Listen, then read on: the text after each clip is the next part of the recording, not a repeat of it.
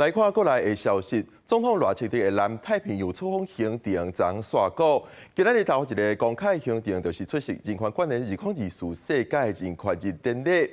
赖清德伫典礼现场向政治受难者甲因的家属致意，而且讲袂应甲历史放袂记，爱探讨真相，开展对话，来重建社会信心。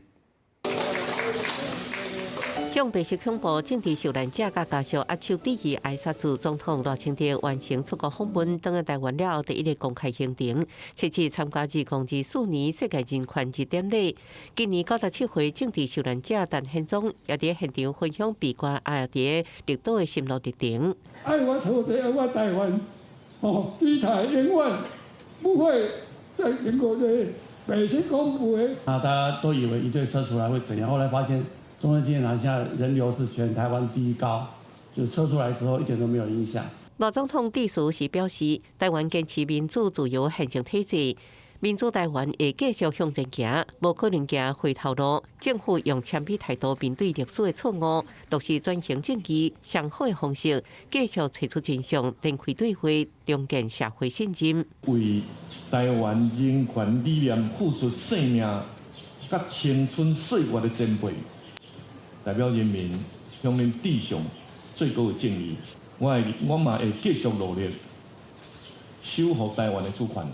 赖总统强调，要守护台湾主权，也需要个人团结，将共同面对极权挑战。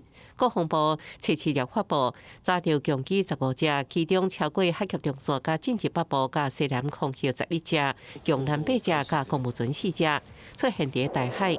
国军严密监控应处，另外中共扩张核武威胁，美军有告中共核弹头2030年会超过1000粒，引起区域局势紧张。共军核武威胁能力已经对全球战略稳定产生冲击。传统兵力上采取就是拒止的这个战略，那在核弹头的增加，则是一个政治拒止，也就是让其他国家对于支援台湾会采取比较就是保守的态度。学者分析，中共核战略目标为核组提悬到核威胁。 利用核武作为政治卡油的工具，和区域友邦国家唔敢协助台湾，所以区域国家之间会调整防卫战略，加强军事联防合作。记者综合报道。